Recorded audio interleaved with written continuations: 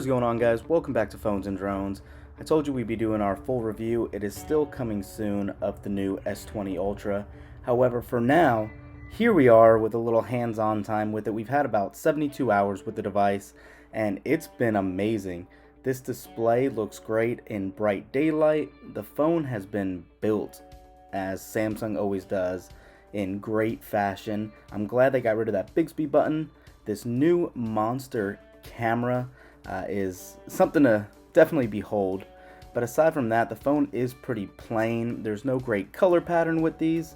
However, using it has been amazing. Taking phone calls has sounded great. I've had no issues at all with reception as usual. Everything else has worked pretty well with it. The speaker sounds great. It's actually probably one of the loudest loudspeakers I've heard, even playing music or taking phone calls. The other big feature that always kind of goes unnoticed is the in-screen fingerprint sensor, and that has definitely been somewhat of a letdown. It's still an optical sensor. It works fine, but it is just a little slower than other ones out there. It is basically the same sensor they've been using for their last couple of series devices with the S10, the Note 10, and now the S20, so it leaves a little bit to be desired. One of the big changes this year was with that camera that we were just talking about, and definitely this new system is awesome, but it is flawed. But it's nothing that can't be fixed with a software update. You guys have seen all of the other stories about the autofocus issues. That is real.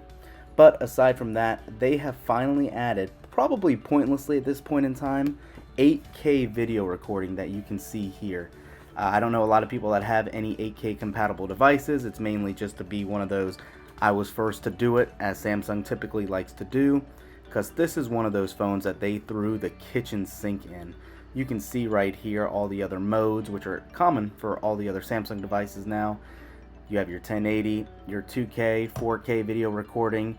It only does stabilize at 30 frames per second in 4K. It will not stabilize at 60 frames per second, which is a little disappointing, but just keep that in mind. You do have your tracking autofocus here that I do like to leave on. You can turn your shutter sound on and off here in the menu, but not too much else in the camera settings. You have all your regular quick controls on the left hand side that have become common. However, some of the modes are what's new this year as well. And the first one here is that single take mode, where it takes about 10 seconds of video and photos to try to help you capture a moment. This is not going to be the best example right here, but you can see how it's continuing to focus and taking, we'll say, quote unquote videos to see what you get out of the camera. Once you go back to play it, you'll see actually like a compilation of what it captured with that little arrow up button in the middle of the page. Once you actually scroll up, it'll show you what it's captured. This one only captured 3 little videos, different lengths of time. Some are fast forwarded. Nothing great in these. It's actually a little bit of a letdown, but I can see where it would be a huge benefit down the line if you need something like that in a set it and forget it type manner. Now, one of the other features is obviously this new zoom, where you can get 100x space zoom, as they're calling it. It again is just one of those gimmicky parlor tricks. Yes, you can use it. You can get a viewable image. We'll say it is definitely not one of the most viewable ones because it is just a blurred mess. But to be able to zoom in that far on a phone is definitely amazing. The way they implemented this by giving you that little box on the top left to kind of see what you're aiming at was a great move, and it definitely is hopefully a sign of great things to come for this technology. But currently in its state, it is unusable. Basically up to 10x looks the best. 30x is okay, but I have some photos I'll throw up here in a minute and you'll see just how quick they really degrade in quality. But aside from that, here's all the other modes, guys. What do you think about it? Did they set it off right with this new camera setup? I'm going to go ahead and throw up a couple of photo samples that I took just to give you an idea. Straight auto mode out of the camera to kind of see what you can expect. Let me know what you guys think in the comments below.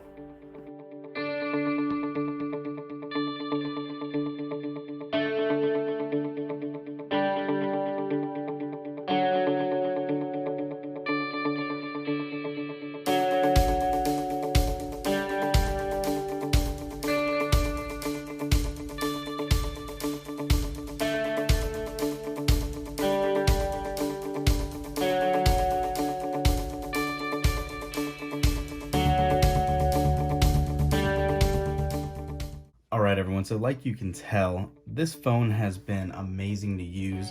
I've had no real issues with it.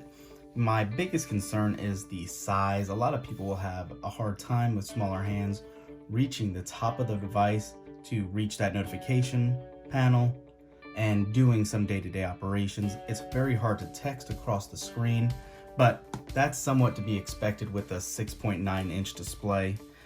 One thing I didn't touch on earlier with you guys was the specs. It has 12 gigs of RAM. You can get 16 gigs on the upgraded model. However, I think that's definitely overkill. That's more than a lot of people's laptops probably even have now, to be honest with you. Everything stores in memory pretty well.